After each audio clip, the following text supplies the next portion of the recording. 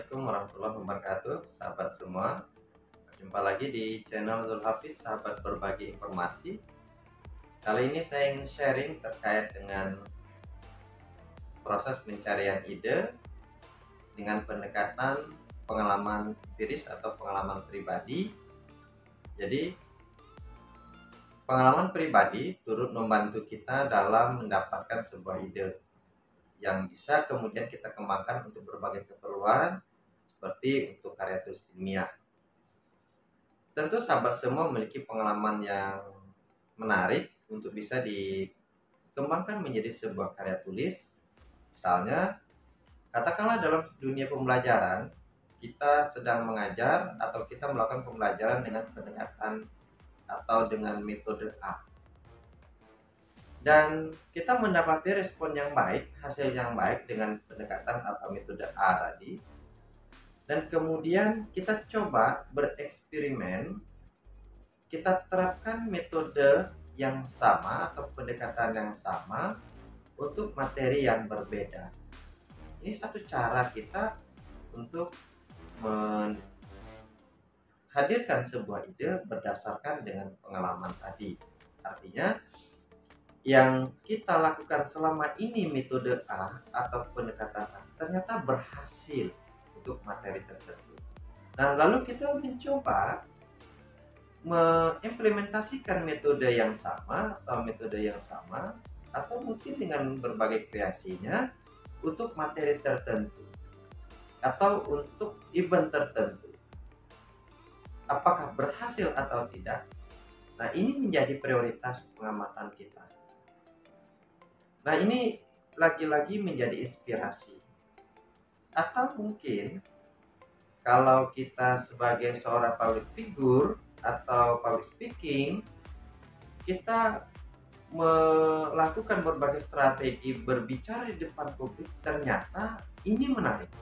Nah, kita coba terapkan ini pada momen yang lain, atau kita minta orang lain menerapkan konsep yang telah kita rancang. Apakah berhasil atau tidak?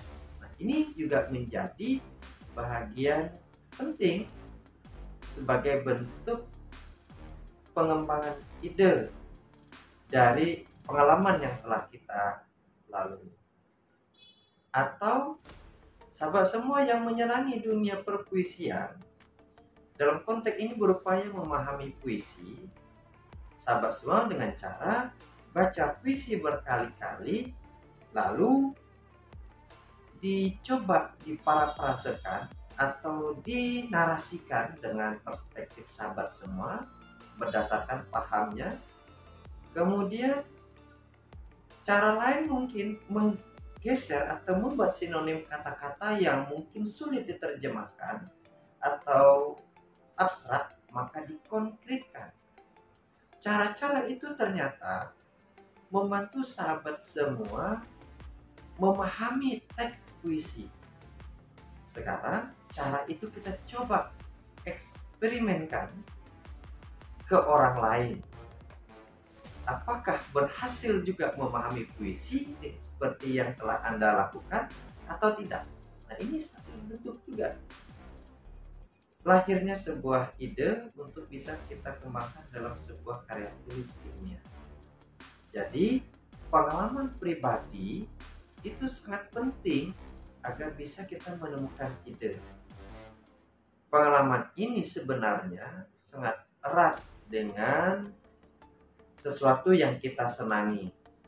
Kalau misalnya sahabat semua menyenangi dalam dunia seni, maka erat hubungannya kegiatan sahabat semua itu dengan aktivitas yang bernuansa seni.